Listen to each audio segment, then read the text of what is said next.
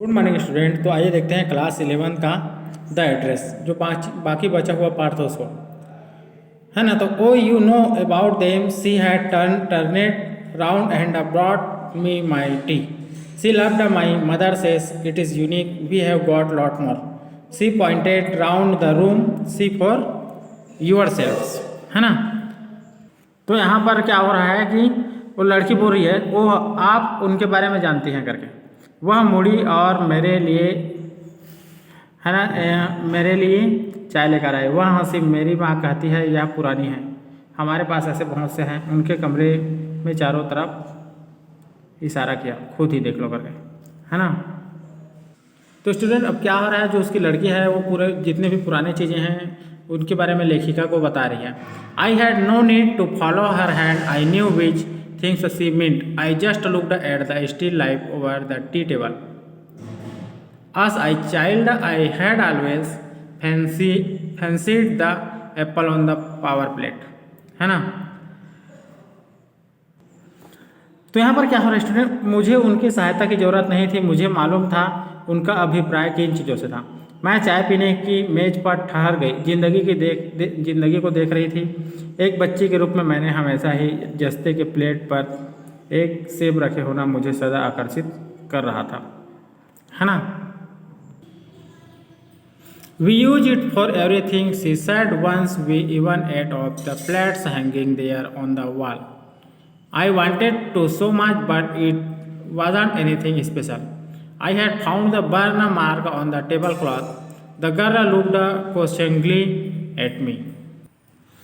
तो यहाँ पर क्या बोला जा रहा है कि हम इसका प्रयोग हर चीज़ के लिए करते हैं। उसने कहा, एक बार हमने उन प्लेटों में भी खाना खाया था जो दीवार के ऊपर टंगी है। मैं भी उनमें से खाना अत्यधिक पसंद करती थी, परंतु यह मेरे लिए कोई विशेष चीज़ नहीं थी। मुझे मेज पोस्ट पर जले हुए निशान तो मिल गया था। लड़की ने मेरी तरफ प्रश्न भरी निगाह से देखा, है ना। I had found the burn mark on the tablecloth. The girl looked questioningly at me. Yes, I said, you get so used to touching all these lovely things in the house. You hardly look at them anymore. You only notice when something is missing because it has to be repaired or because you have lent it, for example. आगे क्या बोला जा रहा है student कि हाँ मैंने अब आप इन प्यारी चीज़ों को घर में छूने के लिए इतने अभ्यस्त हो जाते हैं कि वे आप उन वस्तुओं को और अधिक देखना नहीं चाहते। आपका ध्यान तो बस तभी जाता है जब कुछ खो जाता है, क्योंकि इसकी या तो मरम्मत करनी होगी या उदाहरण के लिए आप में किसी को उधार दे दिया है। आगे देखते हैं student. Again I hear the unnatural sound of my voice and I went on. I remember my mother once asked me if I would help her polish the silver. तो यहाँ पर क्या बोल रहे हैं कि मुझे अपनी अस्वाभाविक सी आवाज़ पुनः सुनाई पड़ी और मैंने अपनी बात जारी रखी, है ना। मुझे याद है कि मेरी माँ ने एक बार मुझसे पूछा था क्या मैं चांदी पर पॉलिश करने में उसकी मदद करूंगी। It was very long time ago and I was probably bored that day और perhaps I had to stay at home because I was ill as she had never asked me before.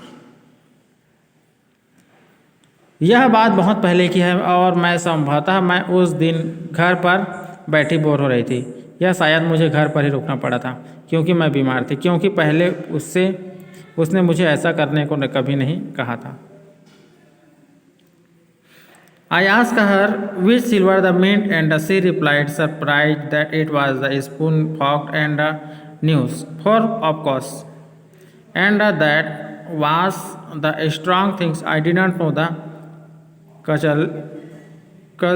cutlery we ate of every day was silver. The girl laughed again. मैंने पूछा था कि वह कौन सी चांदी की बात कर रही है, और फिर उन्होंने कहा आश्चर्य होकर कि निश्चित रूप से वह चम्मचों, कांटों और छुरियों की बात कर रही थी, और यह मेरे लिए नई बात थी। मुझे नहीं मालूम था कि जिन छुरी कांटों से हम रोज़ खाते हैं वे चांदी के थे, है ना। The girl laughed again. लड़की फिर से हंसी। I bet you don't know it is either I looked intently at her. What we eat with? She asked. Well, do you know? मैं शर्त लगा के कह सकती हूँ कि आपको कभी भी इन वस्तुओं के बारे में नहीं मालूम है। मैंने उत्सुकता से देखा। तो स्टूडेंट, आगे का जो है लेसन है ना, उसको मैं नेक्स्ट वीडियो में बताऊँगा। Thank you very much.